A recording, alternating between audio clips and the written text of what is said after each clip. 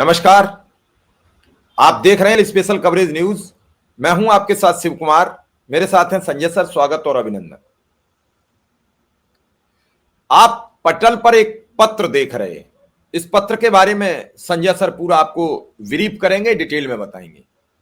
लेकिन इस पत्र का जो लब्बो लुआब है वो ये है कि कल यानी आने वाले दिनों में हमारे देश के मुख्य न्यायाधीश सूर्यकांत जी का शपथ ग्रहण समारोह है।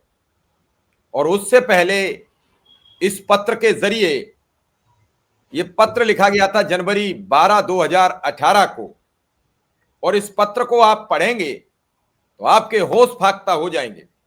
और इस पत्र के लेकर एक इंडियन एक्सप्रेस में खबर भी छपी थी, और उस खबर को आप पढ़ेंगे तो दोनों का लब्बो लुआब यह है कि जिस व्यक्ति को इतने महत्वपूर्ण पद पर बिठाया जा रहा है, क्या वो वाकई इसके काबिल है।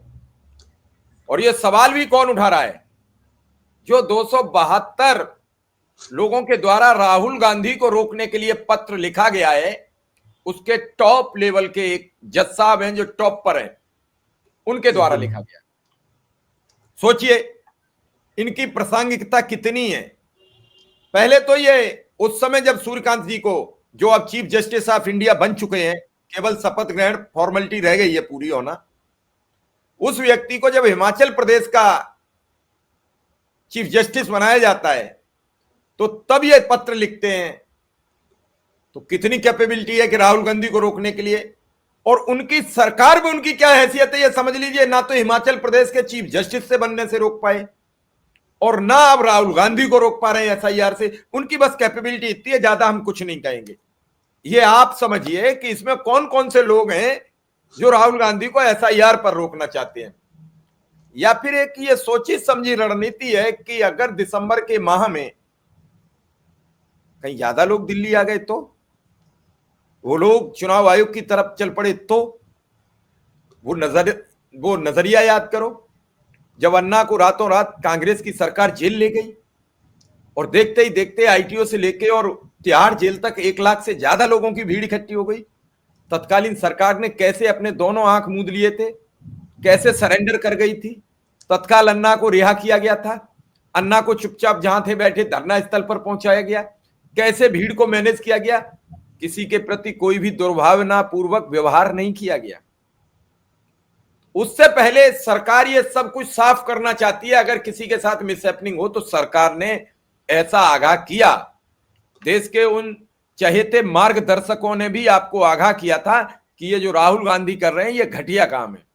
क्योंकि आज भी कई लोग ये साबित करने पर तुले हैं कि राहुल गांधी के द्वारा किया जा रहा काम नेपाल और बांग्लादेश की तरह लोगों को भड़काने का हो रहा है। लेकिन आप ये नहीं कह रहे हो, अब तो एसआईआर में मरने वालों की संख्या भी 50 के आसपास होने जा रही है। उसकी भी जांच करा लीजिए। आज भी उत्तर प्रदेश में कल एक शिक्षा मित्र की जान चली गई ब्रेन हेमरेज से कि उस पर दबाव था एसआईआर का। 10,000 रुपया पाने वाला एसआईआर के दबाव में अपने प्राण गंवा बैठा। उसके परिवार की अब कौन जिम्मेदारी लेगा? उसकी पत्नी की कौन जिम्मेदारी लेगा? उसके बच्चों की कौन जिम्मेदारी लेगा? थोड़ा सा मानवीय संवेदना सरकार को अपनी पटल पर रखनी चाहिए। लेकिन हम इस पटल का क्या करें? इतना बड़ा लेटर, और जनवरी से अब तक चला आ रहा है। उस लेटर पर नहीं सुनवाई तो क्या इस लेटर पर सरकार मानेगी बात, विपक्ष मानेगा बात? संजय सर, क्या है पूरा मामला? पूरा मामला यही है कि 272 लोगों की पड़ताल करते करते ये नया मामला निकल गया जो मुख्य न्यायाधीश से संबंधित है। और संयोग से ऐसे समय में इसका खुलासा हुआ है कि उनका शपथ ग्रहण बाकी है। बाकी सारी औपचारिकताएं तो हो गई हैं और सिर्फ शपथ ग्रहण बाकी है। शपथ ग्रहण उनका सोमवार को, मतलब कल होने वाला है। तो जो भी हो, हम लोग का उससे क्या लेना देना कि क्या है, हम तो सिर्फ मामला बता रहे हैं। और जैसा आपने कहा कि ये 272 लोगों में एक हैं, और इनकी 2018 की ये चिट्ठी है जो उन्हीं की पार्टी के, उन्हीं की सरकार में उन्हीं लोगों के मांगने पर लिखी गई थी। और तब वो सब क्या था, हम लोग वही बात करेंगे। तो मोटा मोटी मामला ये है कि 1 नंबर के हैं ये प्रख्यात लोगों में। 1 नंबर पे जज साहब का नाम है, और जज साहब हैं आदर्श कुमार गोयल की। इनकी चिट्ठी आई है प्रख्यात नागरिकों में से 12 की चर्चा हम लोग पहले कर चुके हैं। आप सब, और अब जो गोयल साहब हैं सत्तारूढ़ भारतीय जनता पार्टी के करीबी हैं, यह सर्वविदित है। इसके लाभ आदि की चर्चा सार्वजनिक है और अभी वह सब मुद्दा नहीं है। अभी उनकी यह चिट्ठी चर्चा में है। यह चिट्ठी इन्होंने उस समय के मुख्य न्यायाधीश न्यायमूर्ति दीपक मिश्र को लिखी थी। दिलचस्प है कि यह पत्र देश के मौजूदा मुख्य न्यायाधीश सूर्यकांत के बारे में है। पूर्व मुख्य न्यायाधीश BR गवई के रिटायर होने के बाद न्यायमूर्ति सूर्यकांत का मुख्य न्यायाधीश होना तय है और औपचारिकताएं पूरी होने के बाद शपथ ग्रहण के पहले यह खुलासा है। हालांकि उनके भाजपाई संपर्कों की चर्चा पहले से है, अभी वह भी मुद्दा नहीं है। अब जो खुलासा हुआ है वह यह कि यह पत्र 2018 का है, जैसा आपने पहले बताया, और भाजपा के प्रख्यात नागरिकों का आपसी मामला लगता है। न्यायमूर्ति गोयल सरकार के खास रहे हैं और यह किसी से छिपा नहीं है, लेकिन अब पता चल रहा है कि मौजूदा मुख्य न्यायाधीश के मामले में इनकी सिफारिश प्रतिकूल थी और मानी नहीं गई। न्यायमूर्ति आदर्श कुमार गोयल ने इन्हें हिमाचल प्रदेश हाईकोर्ट का मुख्य न्यायाधीश बनाने के लिए उपयुक्त नहीं माना था और तब के मुख्य न्यायाधीश को लिखा था, मेरे आकलन के अनुसार जैसी राय मैं पहले दे चुका हूं, विस्तृत जांच होने तक न्यायमूर्ति सूर्यकांत मुख्य न्यायाधीश के रूप में नियुक्ति के लिए उपयुक्त नहीं है। जाहिर है यह हिमाचल प्रदेश के मुख्य न्यायाधीश के रूप में नियुक्ति का मामला है और तथ्य है कि न्यायमूर्ति सूर्यकांत अब देश के 53वें मुख्य न्यायाधीश होने वाले हैं। उनका शपथ ग्रहण 24 नवंबर यानी सोमवार को है।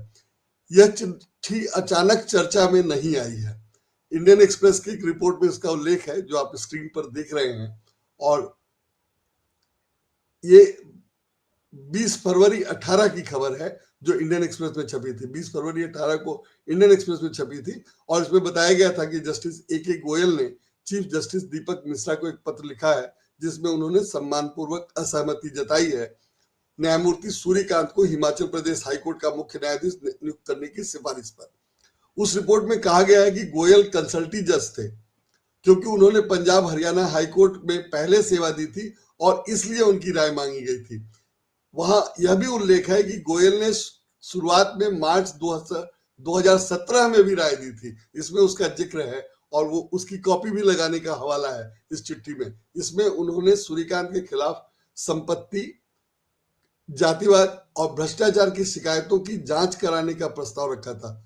और यह खबर सिर्फ इंडियन एक्सप्रेस में नहीं छपी थी, तब कारवां में भी छपी थी और कारवां में कहा गया था कि गोयल का पत्र 12 जनवरी 18 का है और उन्होंने लिखा था कि पहले की शिकायतों पर स्वतंत्र मूल्यांकन रिपोर्ट तैयार करने की सलाह दी थी। ये सब इस चिट्ठी में हवाला है, मैं अभी उसका अनुवाद भी पढ़ देता हूँ उस चिट्ठी का। उसी लेख में कहा गया है कि गोयल की राय फाइल में पहले से मौजूद थी, यानी सिर्फ वायरल करने का नाटक नहीं है। ये वाकई पुरानी चिट्ठी है जो अस्तित्व में है और जिसकी चर्चा उस समय हुई थी। न्यायमूर्ति सूर्यकांत के बारे में यह खुलासा या चर्चा हुई है तो महीनों से शांत जगदीप धनखड़ भी कुछ बोल गए। उन्होंने कल ही कहा, पहली बार, इतने दिनों से वो लापता थे, उन्होंने भी कल ही कहा है, भगवान करे कोई नैरेटिव के चक्कर में न फंस जाए। इस चक्रव्यूह में कोई फंस गया तो निकलना मुश्किल है। इसके साथ उन्होंने कहा, धनखड़ ने कहा कि मैं अपना उदाहरण नहीं दे रहा हूं और इस पर लोग हंसने लगे। ये भी कल ही हुआ है। तो आप जानते हैं कि इलाहाबाद हाईकोर्ट के जज शेखर कुमार यादव और दिल्ली हाईकोर्ट से इलाहाबाद भेज दिए गए जज यशवंत वर्मा के मामले में महाभियोग का नोटिस का मामला चल रहा था और तभी अचानक एक दिन धनखड़ का इस्तीफा हो गया। उसके बाद की जो कहानी है वो तो सबको मालूम ही है। वे लंबे समय तक एकांतवास में रहे। उस उपराष्ट्रपति के चुनाव के दिन दिखे पर कुछ बोले नहीं, किसी से बात नहीं हुई, और कल अचानक दिखे और बोले भी। तो इससे भी लग रहा है कि भाजपा की जो आंतरिक राजनीति है, आंतरिक मामला है, उसका जो है अब उसके अच्छे दिन खत्म हो चले और बुरे दिन शुरू होने वाले हैं या शुरू हो गए हैं। और ये सब मामला उसी का उदाहरण है कि एक तो बीजेपी ने बहुत बड़ा काम किया था कि 272 लोगों से चिट्ठी लिखाई थी और कांग्रेस ने उन 272 लोगों की जो धुलाई करी वो तो अपने आप में रिकॉर्ड है। उसके अलावा अब ये वाली चिट्ठी या ये वाला खुलासा जो है ये कम दिलचस्प नहीं है और इसमें अब मैं पाठकों के लिए ये चिट्ठी हिंदी में, इस चिट्ठी का हिंदी अनुवाद पढ़ देता हूँ। ये चिट्ठी हिंदी में अनुवाद मैंने किया है, तो अनुवाद में पढ़ देता हूँ, तो पाठकों के लिए, पाठकों को सहूलियत होगी। वैसे तो मोटा मोटी उसकी बात मैं कर ही चुका। तो पत्र इस प्रकार है। यह आपके पत्र संख्या इतना दिनांक 11 जनवरी 2018 के संदर्भ में है, जिसमें पंजाब और हरियाणा हाईकोर्ट के जज मिस्टर जस्टिस सूर्यकांत को हिमाचल प्रदेश हाईकोर्ट का चीफ जस्टिस अपॉइंट करने के प्रस्ताव पर मेरी राय मांगी गई थी। मैंने नोट किया है कि कॉलेजियम के मिस्टर जस्टिस ए के मित्तल के नाम पर भी विचार किया गया था और उसी हाईकोर्ट में मिस्टर जस्टिस सूर्यकांत से सीनियर हैं और जरूरी बातों पर विचार करने के बाद कॉलेजियम ने मिस्टर जस्टिस सूर्यकांत को जस्टिस ए के मित्तल से ज्यादा सही माना। मैं इस प्रस्ताव से विनम्रता पूर्वक असहमति रखता हूँ। गए साल भारत के उस समय के मुख्य न्यायाधीश द्वारा मिस्टर जस्टिस सूर्यकांत के खिलाफ करप्शन की शिकायतों पर मेरी राय मांगी गई थी। मैंने 11 मार्च 2017 को अपनी राय दी थी, जिसमें जज द्वारा खरीदी गई संपत्ति के लिए स्वतंत्र मूल्यांकन रिपोर्ट लेने का सुझाव भी दिया गया था। मैंने करप्शन और जातिवाद से जुड़ी दूसरी शिकायतों पर भी राय दी थी। संदर्भ के लिए उस राय की एक प्रति संलग्न है। इसके नतीजे के बारे में मेरे पास कोई जानकारी नहीं है। मेरे आकलन के अनुसार जब तक जांच पूरी नहीं हो जाती है, जस्टिस सूर्यकांत चीफ जस्टिस के तौर पर अपॉइंटमेंट के लिए सही नहीं है। साफ साफ लिखा हुआ है। और ये मुख्य न्यायाधीश हिमाचल हाईकोर्ट के जज की बात। तो वो सब तो इस समय नहीं ही माना गया, और जो सब भी हुआ उसके बाद अब वो भारत के मुख्य न्यायाधीश बनने जा रहे हैं। इस सिफारिश के बावजूद उन पर जो जांच वांच के आरोप मामले थे, वो सबका क्या हुआ पता नहीं, उसकी खबरें नहीं है। पत्र में आगे लिखा है, मुझे 10 अप्रैल 17 को उस समय के भारत के मुख्य न्यायाधीश का पत्र मिला था, जिसमें जस्टिस ए के मित्तल को दिल्ली हाईकोर्ट का चीफ जस्टिस अपॉइंट करने के प्रस्ताव पर मेरी राय मांगी थी। मैंने अपनी राय दी। उस समय के चीफ जस्टिस ऑफ इंडिया एक ही पेरेंट हाईकोर्ट से होने के कारण दोनों जजों की तुलनात्मक प्रतिभा और उपयुक्तता से ज्यादा वाकिफ थे। कॉलेजियम के कुछ सदस्य पहले से कॉलेजियम का भी हिस्सा थे, इसलिए मैं इस बात से सहमत नहीं हूं कि सभी जरूरी बातों पर विचार करने के बाद मिस्टर जस्टिस सूर्यकांत ज्यादा उपयुक्त हैं। मतलब जस्टिस सूर्यकांत को ये तब भी उपयुक्त नहीं मान रहे थे 2018 में, 2017 में, और इनसे राय मांगी गई थी क्योंकि इनकी राय जाहिर है उसकी अहमियत होती, और इन्होंने तब उपयुक्त नहीं कहा था और उसका कोई असर नहीं हुआ और वो मुख्य न्यायाधीश होने जा रहे हैं। ये स्थिति है और ये खुलासा 272 लोगों की चिट्ठी के चक्कर में हुआ, वरना शायद हम लोगों को पता भी नहीं चलता। 2018 का मामला है, शायद ही कोई इसका खुलासा करता। तो ये इस तरह से बिना बात के एक नया मामला निकल आया, जो भाजपा की राजनीति या भाजपा की जो प्रचारकों की का खेल है, उसके कारण खुलासा हो गया। सर, अगर जज साहब ये चिट्ठी तब लिख रहे हैं और फिर भी वो हिमाचल के चीफ जस्टिस बन गए, बने तो कि ये राहुल गांधी बने कि नहीं बने मुझे पता नहीं है, लेकिन बने ही होंगे। नहीं भी बने होंगे तो उससे बड़े पद पे आ गए। अगर उस समय नहीं भी बने होंगे तो बड़े पद पे तो आ ही गए। उस समय क्या हुआ था इन्होंने भी लिखा है कि मुझे पता नहीं कि क्या हुआ है, मैं उसके पक्ष में नहीं हूं या मैं उसकी सिफारिश नहीं करता। तो जाहिर है उन्होंने जिस व्यक्ति को हिमाचल हाईकोर्ट का जज बनाने के लिए मना किया, वो देश का जज मुख्य न्यायाधीश तो बन ही रहा है। ये तो खबर है ही है, इसकी ये तो कंफर्म है। वो उनको हिमाचल का बनाया गया कि नहीं बनाया गया, और अगर इनकी राय की उपेक्षा करके बना ही दिया गया तो जो हालत है सो है उसमें। तो इससे भी पता चलता है कि भाजपा की उसमें क्या चल रहा है और भाजपा कॉलेजियम सिस्टम के खिलाफ कितना थी। भाजपा शुरू से कह रही है कि जज लोग जो है सो अपने रिश्तेदारों को अपॉइंटमेंट करते हैं वगैरह वगैरह, लेकिन जजों की नियुक्ति के मामले में सरकारी दबाव का क्या हाल है उसका उदाहरण है ये। और जस्टिस सूर्यकांत के बारे में तो बाकी सब लोग जानते ही हैं और पहले से चर्चा में है, तो इसलिए कोई खास बात नहीं है। और बार बार कहा जाता है कि अदालत ने कहा है, अदालत का फैसला है वगैरह वगैरह, और राहुल गांधी को बार बार सीख दी जाती है कि अदालत जाइए। और ऐसे जजों के रहते हुए भी कानून बनाकर मुख्य चुनाव आयुक्त की सुरक्षा की व्यवस्था की गई है, और फिर भी लोग नहीं समझ रहे हैं और 272 लोग ये चले आए थे। इन 272 लोगों में जजों को तो पता ही है कि मामला क्या है, उसके बावजूद इन जजों ने चिट्ठी लिखी, साइन किया, जबकि उनको पता है कि मुख्य चुनाव आयुक्त क्या कर रहे हैं, उनके लिए क्या कानून बनाया गया है। और मुख्य चुनाव आयुक्त के मामले में जो कोर्ट में मामला आता है, इन लोगों को तो सब पता है सुप्रीम कोर्ट में क्या हुआ, कैसे हुआ। पिछले बार एसआईआर का मामला, बिहार के एसआईआर में क्या हुआ, मुख्य न्यायाधीश की नियुक्ति वाले मामले में क्या हो रहा है। तो इन जजों को तो सब पता ही है। और इन जजों को यह भी पता है कि इनकी नियुक्ति कैसे हुई है, इनको कैसे पोस्ट रिटायरमेंट बेनिफिट मिला है, बाकी के नियुक्ति कैसे हुई है, कैसे चुनाव हुआ है, कैसे छांटा गया है, वगैरह वगैरह, या कैसे किसको लाइन से हटाया गया। अब यहाँ मित्तल साहब तो लाइन से हट गए, और मित्तल साहब योग्य थे, फिर भी इस पत्र के अनुसार मित्तल साहब योग्य थे, लेकिन बना दिया गया सूर्यकांत जी को। तो ये सब तो हो रहा है। ये तो इन जजों को तो पता था, बाकी लोगों को पता था। सूर्यकांत जी, सर सूर्यकांत जी हिमाचल प्रदेश उच्च न्यायालय के 23वें मुख्य न्यायाधीश बनाए गए थे। चलिए बढ़िया, हाँ, हाँ ये कंफर्म हो गया। क्योंकि अच्छा है, जब ठीक है, तक मैंने किसी चेक नहीं किया था। नहीं, ठीक है, जब तक किसी राज्य के मुख्य न्यायाधीश नहीं बनेंगे, चीफ जस्टिस राज्य के नहीं बनेंगे, तब तक चीफ जस्टिस ऑफ इंडिया का पद नहीं मिलता है, ऐसा मेरे आकलन के अनुसार है। क्यों, वो प्रमोशन होकर ही सुप्रीम कोर्ट आते हैं, फिर जब सुप्रीम कोर्ट में आते हैं तब उनके मुख्य न्यायाधीश बनने की, जैसे डीवाई चंद्रचूड़ साहब इलाहाबाद उच्च न्यायालय के चीफ जस्टिस थे, एक एक कर अगर सबकी हम खंगा लेंगे तो सबकी यही स्थितियां हैं। लेकिन जब इनकी पत्र उस समय नहीं माना, तो क्या अब राहुल गांधी के बारे में माना जाएगा? मैं ये जानना चाहता हूं, पहले ही नंबर पर नाम है।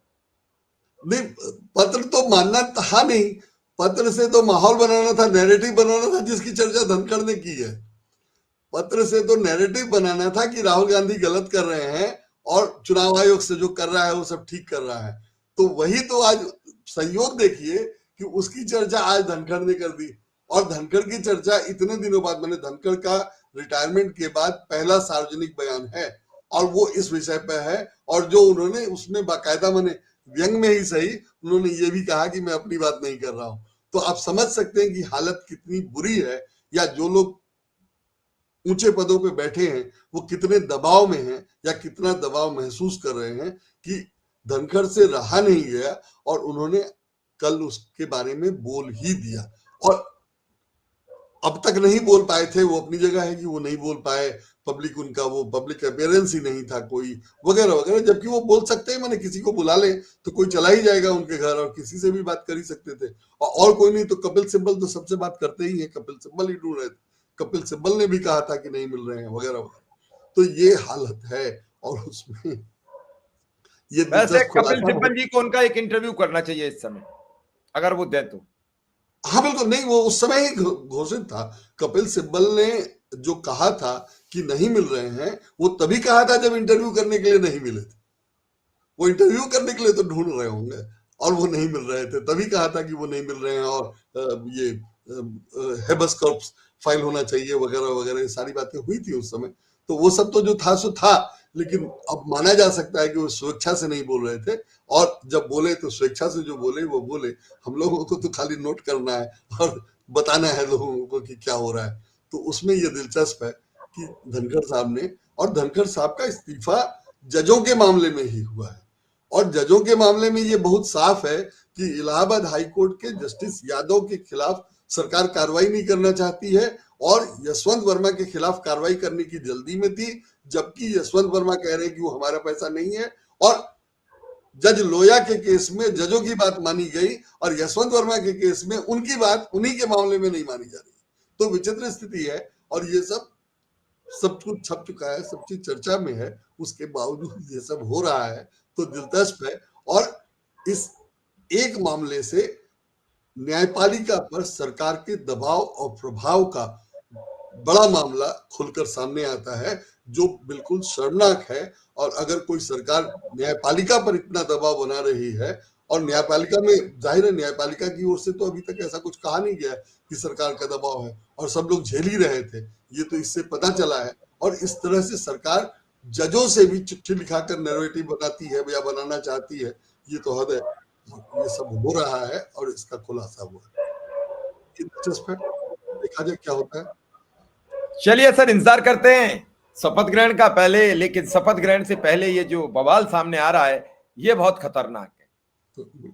और पत्रों का आदान प्रदान तो सब कर रहे हैं, लेकिन चुनाव आयोग दो शब्द बोलकर इस मामले को खत्म नहीं कर रहा है कि अगर किसी को कोई प्रपत्र चाहिए, अगर किसी को किसी फॉर्मेट में यहां से डेटा चाहिए हम उपलब्ध कराएंगे। 2 मिनट के सवाल को इतना लेंदी किया जा रहा है, कानून बदले जा रहे हैं, उसमें नियम बदले जा रहे हैं, हाई कोर्ट में एफिडेविट दिए जा रहे हैं, सुप्रीम कोर्ट में एफिडेविट दिए जा रहे हैं और नीचे वाले से एफिडेविट मांगे जा रहे हैं, लेकिन कुल मिलाकर आम नागरिक को राहत नहीं है। अगर 3 महीने का काम 15 दिन में आप कराओगे तो ढेरों कर्मचारी इस दुनिया से जा सकते हैं। बिल्कुल उन कर्मचारियों को क्या सरकार 5-5 करोड़ रुपया मुआवजा देगी?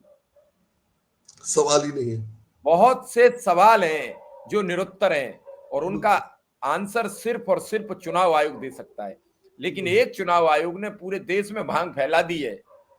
एसआईआर पहले भी हुआ, लोग जानते भी नहीं है कि एसआईआर होता कब था और हो कब गया। इस बार छोटे से बड़ा आदमी सब जानता है एसआईआर हो रही है। इससे पहले कब हुआ? हालांकि मुरली मनोहर जोशी ने आज कई सवाल उठाए हैं सरकार पर। उन्होंने कल खुल के अपनी एक प्रोग्राम में कह भी दिया कि रुपया के जरिए आप सत्ता तो बना सकते हैं लेकिन विकास नहीं कर सकते हो, क्योंकि जो विकास का पैसा होगा वो डायरेक्ट फंडिंग में दे दोगे, वोट खरीदने में दे दोगे, एक नंबर में दे दोगे, तो फिर विकास के लिए पैसे कहां से लाओगे? और उस समय जब पूरे विश्व में हाहाकार मचाओ, आर्थिक स्थितियां बिगड़ रही हो, तब आप किस हैसियत से ये बड़ी तादाद में हजारों करोड़ रुपया वोट खरीदी में बांट रहे हो? तो बड़े सवाल हैं। दर्शकों को भी समझना चाहिए कि आप 10,000 में खुश हो या बच्चे के रोजगार से खुश हो, 10,000 में खुश हो या हेल्थ की सुविधाओं से खुश हो, 10,000 में खुश हो या बढ़ती महंगाई रोकने से खुश हो। तो कई सवाल हैं। नहीं, लेकिन दर्शकों को क्यों समझना चाहिए, आम लोगों को क्यों समझना चाहिए? सिर्फ नीतीश कुमार और चंद्रबाबू नायडू समझ जाए तो बात हो जाए। तो यही दो लोग नहीं समझ रहे हैं तो बाकी लोगों को समझने की क्या जरूरत है? और ये दो लोग क्यों नहीं समझ रहे हैं या इनकी क्या राजनीति है? वो कहा जाता नहीं पार्टनर तुम्हारी पॉलिटिक्स क्या है, तो वो नीतीश कुमार बताए ना। नीतीश कुमार ने तो अब झेल लिया सारा, उसके बावजूद नीतीश कुमार जो है, क्यों वो नीतीश कुमार तमाम शर्तों पे, माने अगर उपेंद्र कुशवाहा के बच्चे को वो बिना एमएलसी बने, बिना एमएलए बने मंत्री बनाने के लिए तैयार है, तो तेजस्वी से क्या दिक्कत है उनको? तेजस्वी तो फिर भी उनके मित्र का बेटा है। उपेंद्र कुशवाहा से तो इनकी दोस्ती अब हुई है और स्वार्थ की दोस्ती है। तेजस्वी तो उनका पुराने मित्र का बेटा है, तो उसमें क्या दोस्ती है? और उपेंद्र कुशवाहा का बेटा तेजस्वी से किस लिहाज से बेहतर है? या जीतन राम मांझी का परिवार किस लिहाज से बेहतर है लालू यादव के परिवार से? कि पूरा बीजेपी का पूरा कुनबा लालू यादव को छोड़कर बाकी 10 लोगों के बारे में, शकुनी चौधरी से लेकर सब लोग इनका सपोर्ट क्यों कर रहे हैं? सिर्फ इसीलिए ना कि लालू यादव वॉशिंग मशीन में नहीं आए, या लालू यादव नरेंद्र मोदी की शर्तें नहीं मान रहे हैं, और ये लोग सब शर्तें मानने के लिए तैयार हैं, उसमें नीतीश कुमार भी शामिल है। तो समझना तो नीतीश कुमार को है ना कि लालू यादव क्यों ये सब झेल रहे हैं और हम ये सब क्यों कर रहे हैं। माने बड़ी तारीफ छप रही है कि नीतीश कुमार का बेटा जो है वो चर्चा में नहीं है, सोशल मीडिया पे लोग नहीं पहचानते उसको, वो पद नहीं लेता है वगैरह वगैरह। ठीक है, वो आपका स्वार्थ है, आप उसी दम पे मुख्यमंत्री बने हुए हैं। ये वैसे ही है कि नरेंद्र मोदी ने यही तो कहा था कि मेरा कोई नहीं है और हमको प्रधानमंत्री बना दो, हम किसके लिए भ्रष्टाचार करें। अब सब लोग देख रहे हैं कि वो क्या कर रहे हैं या उनका कौन कौन है। तो इस हिसाब से मुझे नहीं लगता है कि सबको समझने की जरूरत है। अगर नीतीश कुमार और चंद्रबाबू नायडू नहीं समझ रहे हैं, माने उनके समर्थकों के साथ जो सांसद उनके हैं, अगर ये 10, 20, 25 सांसद नहीं समझ रहे हैं और ये आंख बंद करके पहली सुबह उठते अगर समर्थन वापस नहीं ले रहे हैं, तो बाकी लोगों को आप क्या समझाएंगे और कैसे समझा पाएंगे, या कोई कैसे समझेगा? अगर नीतीश कुमार को अभी भी नहीं समझ में आ रहा है कि उनके साथ क्या हुआ या क्या किया जा रहा है, या वो क्यों नरेंद्र मोदी का सपोर्ट कर रहे हैं। नरेंद्र मोदी ने 10 साल में भारत के लिए या बिहार के लिए या उनके लिए क्या किया? भाई उनको तो कुछ चाहिए नहीं था, ठीक है, उनको कुछ नहीं चाहिए था। तो अगर उनको नहीं चाहिए था तो शकुनी चौधरी को उप मुख्यमंत्री किस बात पे बनाया गया? और शकुनी चौधरी को बनाया गया तो तेजस्वी में क्या बुराई है?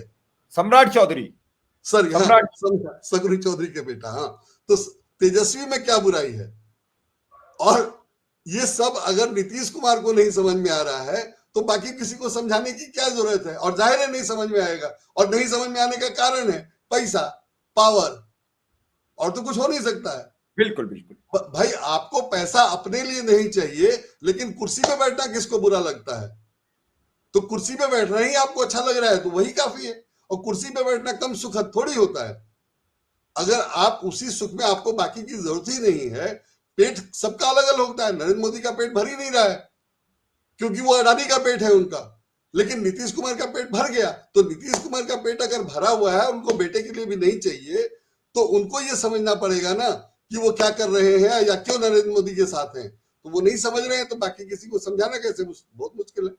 और ये चंद्रबाबू नायडू ईवीएम पर सबसे बड़े विरोधियों में हैं और मोदी के साथ थे ईवीएम का विरोध करने में, और अभी वो ईवीएम मोदी के साथ हो गए हैं। अब उनको ईवीएम की चिंता खराब नहीं, तो चुनाव आयोग में कुछ गड़बड़ी है। तो ये स्थिति है, और ये सब जाहिर है स्वार्थ और सत्ता के लिए है। और कहने में अच्छा लगता है कि हाँ हम भ्रष्टाचार नहीं कर रहे हैं, लेकिन जो हो रहा है वो तो किसको नहीं दिख रहा है। चलिए सर, देखते हैं क्या होगा। फिलहाल इसी के साथ आपसे इजाजत लूंगा। धन्यवाद, नमस्कार।